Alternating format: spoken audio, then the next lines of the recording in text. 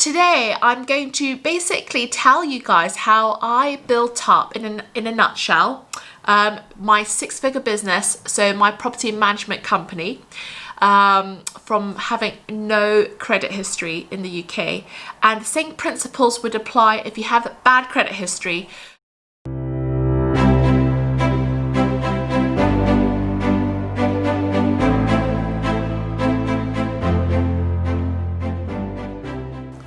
Hey guys, it's Lesley Tao here and welcome to my YouTube. Whoop whoop, whoop whoop. Sorry, my funny little dances. I'm loosening up because it's story time. So just to give you a really nutshell context before I go into a lot of detail, it's because I lived in Dubai for about nearly 10 years, so nearly a whole decade before I came back to the UK, and that was at the beginning of 2018. And I didn't have a credit history because I've been gone away for so long, and I hadn't, I didn't have a credit card, etc. that I'm servicing here. So I had no credit history. So, I think that these are some golden nuggets I'm going to share with you guys, especially if you're just starting out and you don't have a very good credit history, or if you're deciding to move back to the UK. So if you're an expat, you've been away for a while, I'm just going to share with you guys how I did it, okay? So without further ado though, guys, I need a little bit of help from you. So I'm releasing new content and a new video out every Monday, every Wednesday, and every Friday. So it would mean so much to me if you could hit that subscribe button below and click the notification button, because you'll be notified basically when my new content comes out, and I would love you to join me because it's going to make it so much more fun. Right guys, so how shall I start? I'll give you a little bit of background about me first and foremost, so you can understand me a little bit more or a little bit better as a person. So I am a third generation Taiwanese Brit. My grandparents came to England, London specifically, in the late 1960s, and my grandfather came over first initially, and he was working as a chef in Chinatown. He was the first one here out of the whole family, and then my grandma and my mum and my aunties and my uncles and everybody joined a little bit later. Now, my mum and dad, they met in London. So my dad came to England when he was in his 20s, and he came from Taiwan as well. So my parents and my grandparents' generation was so hardworking. It was real manual work they were doing. My dad, he was used to be a professional basketball player with his twin brother, Uncle Charles, when they were in Taiwan. So they actually used to be probably a little bit pampered because they were very popular with the ladies. And he basically went to college not because he was very good at his subjects, nor did he work very hard, but it was because he was very good at basketball. So he actually in some ways didn't get a proper education because he was playing ball. And also but what he was very good at, my dad, was that he was good at maths. So when he came over to England, it was a massive culture shock, because before, when he was living at home with my nana, it's a culture where the parents would do everything, especially if you're a male in the family. So my dad used to get his meals cooked for him, his clothes washed. He didn't have to lift one finger at home. But obviously that all changed when he came to England. So he came to England, and he was supposed to go and learn lots of English, but he decided education in the classroom was just not for him. He didn't enjoy it, and instead what he did was that he ended up becoming a human dishwasher in Chinatown, and he worked his way up through the ranks. So he went and basically learnt how to cook a lot of dishes, learnt how to chop. His fingers were all sore and blistered up from all the chopping and kitchen work he did, but he managed to become a head chef, I believe, within 2 years. I can't remember if it was 1 year or 2 years, but it was quite relatively short. And I used to ask him, Dad, because it was very hard for him.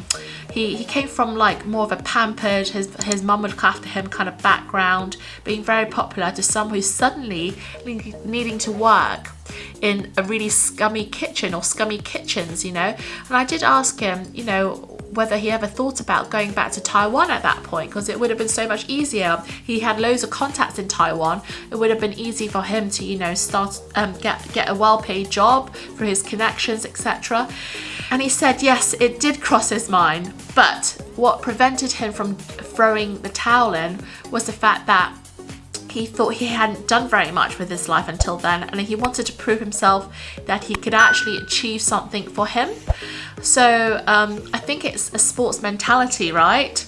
So he had that mentality, and I don't think he actually slept very much for a few years, but he worked so hard. He was very skinny, very energetic. I think something about my father, which I do have a bit of, but he's got it on a massive scale, is he has a lot of ambition and fire and hunger, and I do have that too, but it's not as much as he did when he started. I still remember my dad in business when I was a kid.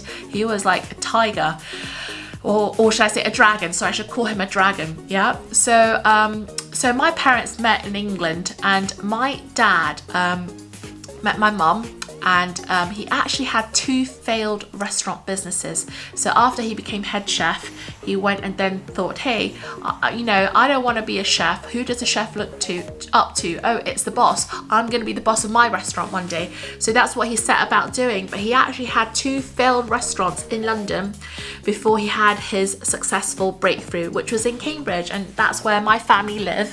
Whoops, I was about to fall off my chair there. And that's where my family lives. So mum and dad and my brother and my greater family are also based here now. And it's where we moved to when I was 3 years old. So I was born in London in Hammersmith Hospital, but I was brought up in Cambridge. Now, I remember that I had such great fun when I was growing up. When we were really poor though, but I had such great memories. So something that I've written about is the fact that when we had our first restaurant in Cambridge, we were so poor that we couldn't afford to, you know, rent somewhere else to live in, or, you know, have a house or have a flat or something, or a room even. So we actually slept in the basement of the restaurant. And what my parents did, we were so poor, we couldn't even buy beds then, guys. So what we did was they put the tables, that restaurant tables, together to make a bed, and then we would sleep on top of the tables. And my nana, she had come over to come and help my parents, you know, kind of look after me whilst they were running their restaurant business, which was super intense. So that we were all in the basement for a good couple of months. And it must have been really heartbreaking for my parents, because, especially my dad, because his mum and his like, you know, little daughter was like in the basement, and it was damp and cold. There wasn't heating. I remember that, and the only reason why I remember that, guys, is because my parents or my mum used to, you know, roll a little duvet around me and literally pin that to me, and I would be screaming because it was so frigging hot. And I do remember that, even though I was probably only 3 years old at that time. But my nan caught a pretty bad cold as a result of the damp basement, and obviously this was against, I don't know what the regulations were, but obviously it was against, you know, living regulations back then, even, I would imagine. But we had a bit of luck, so the restaurant actually did fairly well, and my parents worked around the clock, really, and they managed finally to, you know, save enough money from their business to put down a deposit on a house. So I think it was only maybe, from memory, like between around 8 to 12 months that we then moved to a new house. But guys, I must say that I had the most fantastic time as a 3-year-old when we were living in the basement of the restaurant, and it's a memory that so I'm getting a bit teary thinking about it, and I don't know why. I think it's because those were very good memories for me. But now, being a parent and more mature, so I've grown up now, and thinking about what my family did, that must be heartbreaking, because I've got a little son now, and if we were to sleep in a basement, I think I would be very hungry to make things, very, very hungry to make things work as well. Sorry, getting a bit of a choked up, Lesley, but this is all organic, so it's my story, my family story. So I'm just, you know, wanted to tell you guys a bit about background, because I think the mindset's very important. So when we moved to the new house, the business went from strength to strength, and my dad, he's pretty switched on. He didn't have much of an education, but dad is, out of our family, by far the most commercial and switched on dude. So he used the business as a cash flow base. And what I mean by that, so my dad actually broke this down to me when I was probably about 12 years old, because he was always looking at properties then. I didn't understand much about it, but I remember my dad, he would tell me, look, so we had a business and we used to use it as a leveraging base to go and then borrow money from the bank to purchase other properties. So that was our cash flow sort of base and leveraging base that he then used to go and buy more properties, and then he developed into other things. And I will do a part 2 to this if you guys are interested in the family development. So drop me a comment in the comment section below, guys, if you want to find out a bit more, and I'll break it down more detail in some of our office conversions and our pub, so commercial to resi conversions, and some of our commercial stuff. Let me know if you want me to make a more thorough video about the family portfolio, because there are elements that we'd be more than happy to share if that helps you, because there is such a deep background story that goes with it. So just back to the parents. So business was going well. Dad was investing in other properties and redeveloping other properties, and I went to public school and private school. So I went to public school during my primary school, and then I was given 2 choices actually, guys. So my dad basically gave me 2 choices, so he left it in my court. If you like studying and you think you're going to be pretty good at it, but you're going to work damn hard, then I will pay for you to go to private school. Or if you really don't like studying, there is no pressure, you just go to public school. I chose the first one because I wanted to go to private school and see what it was all about. But before we even get there, it's kind of like a double, I don't even know how to describe it. I kind of experienced both worlds in a lot of detail. So obviously really privileged. My parents were able to afford for me to go to private school then in Cambridge. It was an absolute privilege. But at the same time, I was also helping out at the restaurant, and I think a lot of Asian people like me, so Oriental Asian, whose families might have started in the UK. Maybe you guys, your families, if you're a British born Chinese, might have come from not Taiwan but Hong Kong, or even China previously, or other countries, Malaysia. You might have a similar experience to me, but I used to help out in the restaurant. So I would, I used to get the worst jobs, by the way. So it was not good being the boss's daughter, by the way, because you get the worst jobs. But my parents, my dad especially, so he's a very hard taskmaster, used to have me like literally on my hands and knees, and I'll be scrubbing the kitchen walls and the floors, and it was just full of grease. And I used to have to scrub the toilet, so that was my weekend Saturday job, and I would need to do it until it was sparkling. And because my auntie, she was also, her auntie Tasha, giving me a shout out, so she was also involved in the family business. She used to come and supervise and inspect my work, and if it wasn't good enough, I had to do it again. So I basically did that. But although at that point when I was younger, I was just like, oh, it's the worst thing ever, I appreciate it, and I appreciated it so much after I left, the family's embrace, because had I not known had I not built my work ethic foundations from then, I really don't think, to some extent, I would still be doing what I'm doing now and had such progress with it. And I think what my dad did then was built a really strong mindset for me, and I got a taste of both worlds. So when I went to school, I excelled. I worked hard, I had fun, and I excelled in the academics. And my family really wanted, so typical Asian family, they really wanted a lawyer in the family. So I went and studied law. So I went all the way through school.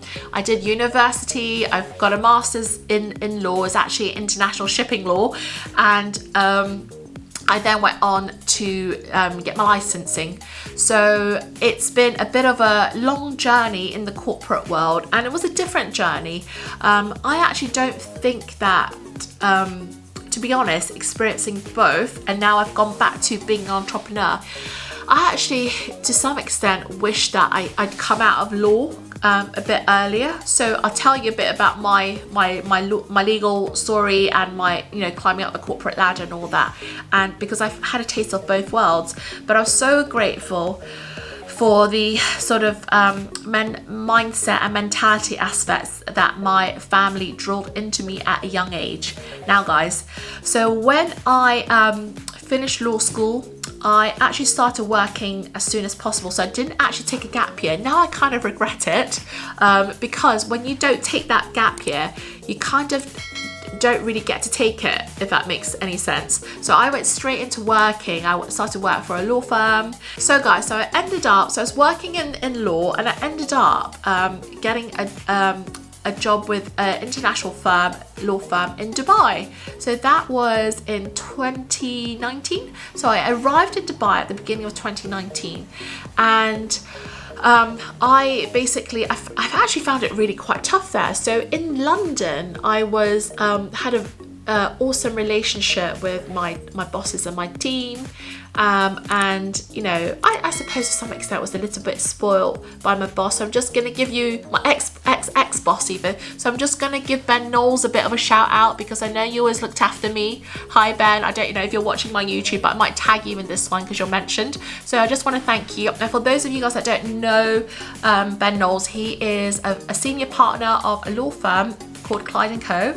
And when I was working for Ben, our team actually won the litigation team of the year for a massive arbitration related to oil and stuff, a dispute that we were working on. So I actually transferred that company back to Dubai. And then I left, and I ended up working for another law firm called Clifford Chance. And I also had I had a really good time at Clifford Chance in terms of my bosses were so supportive and my colleagues were awesome. So my colleagues, I'm just gonna give you guys a shout out. So shout out to Shane, shout out to Mel, shout out to Steph, shout out to Padley. So to all my colleagues that I used to work with, I miss you guys. But what I kind of felt there, so a lot of things happened in terms of in my personal life, which impacted my professional life as well. So at that point, I had been in a very bad relationship. So it was a relationship that I had when I was in Dubai. So what happened was I actually ended up going and opening a business up with an ex-boyfriend, and it really didn't go too well in terms of the personal relationship went tits up, and so did the business. And just to give you guys a bit of context, I was an investor in a business that we'd opened up, and my name was all on all the legal documents, but I wasn't actually working in that business. And the reason is because I was actually in a legal job that I was really quite happy in, but because my name was on everything in terms of part owner, so in Dubai you need to have a sponsor, so a local sponsor. So I was also the business owner. So because my name was on all the legal documents, it ultimately made me the responsible person. But the problem was that I was so stupid and so naive at that point. I didn't have control over that business at all. So I knew that it was making money, but things took a massive turn downhill when I got called by the employees, and they told me they hadn't been paid their salaries. So just to let you guys know, what the business that we owned was a bakery, and it was based in the marina. That business was making money because there would be, you know, daily figures of how many sales were made, but I had no idea of what was happening with the money. I had no control over it. So employees were calling me saying they hadn't got paid. I also had suppliers calling me, and then, you know, I contacted the landlord, and, you know, surprise, surprise, he also didn't get any rent. So obviously the funds of that business were being mismanaged. So what I had to do is I had to close that business down, but it also meant that because I was the legal owner on the papers, that I was liable for all of the debts that had been paid. And that was one of my biggest lessons, personal lessons that I ever learned, which was no matter what you invest in, okay, unless you can really afford to lose that money, you should have control over your investments as much as possible. So what happened was, it took me like a whole year to pay off that debt, and so loads of different debts that the businesses had. So, you know, landlord's rent, employees' salaries, suppliers. So there's a whole bunch of stuff I had to pay off. and it was quite stressful because I had never been in that situation before, and all the salary, the tax-free salary I was earning for like a year was just going straight towards servicing these debts, and it was quite heartbreaking in terms of, I remember one Christmas, and this is when I also had met my husband by then, so I was really looking forward to coming back to spending Christmas with the family in the UK, and I got like one, and I thought I paid everything off, so I was in the celebratory mood about to go home because I worked a whole year so hard, obviously, to pay off these debts. And it was I got this call to say that, you know, there's someone wants to take you to court because you've got this thing outstanding, and it was a supply that I didn't even know that we had at that point. So it really, you know, it really put things into perspective for me, because I felt so low. I felt like just because I made these mistakes by choice, that I had, you know, had to sacrifice and pay so much towards it. But it really taught me a lesson, guys. And I haven't had one failure, by the way. I've had quite a lot of failures, and I'm just going to be very honest with you guys and tell you about you know, my story. So there's a saying that which is, the worst day sometimes becomes your best day, and I understand that now. I totally get it. So with my worst day being, I thought I was going to get to go home to see my family because I hadn't seen them for like a year, and I spent, you know, I scrimped and saved, and I worked, you know, jobs outside of the legal job to try and pay these debts back faster. You know, I thought, I was so upset, and I cried on the phone to my husband now, Remy. I was like, I can't believe this has happened, you know, after I thought I paid everything off. I can't even get a breather in, and I can't go and see my family now. And I didn't actually tell my family about, you know, all of this, but I really at that point felt like I was a massive failure, because I was nearly approaching 30, and I had nothing in the bank account to show for, you know, all my hard work. You know, nothing, zero. So I felt like such a failure. And, you know, I think you guys, if you're starting early, I have so much respect and admiration for you guys. I was a late starter, but there's, you know, now I live to tell the tale of what happened and what's made me a stronger person.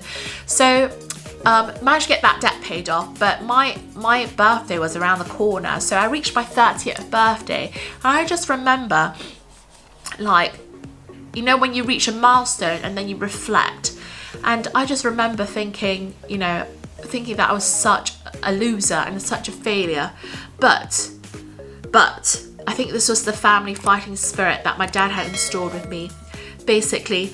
But I wasn't in the grave, and I knew I had time to rectify. So if I felt so strongly about this, what the hell was I going to do about the situation I was in?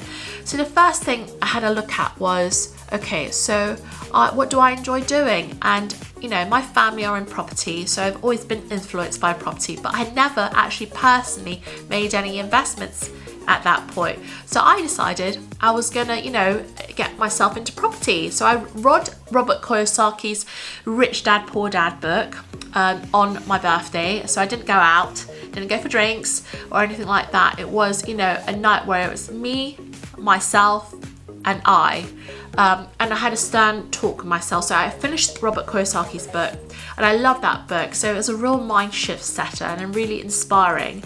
And I just had a really stern talk with myself. I was like, okay, so I'm going to give you, Lesley Tao, I'm going to drop a plan, and you're going to follow that. And we're going to change the course that your life is running at the moment, because you've been given all the tools. You know, your parents have been so hardworking.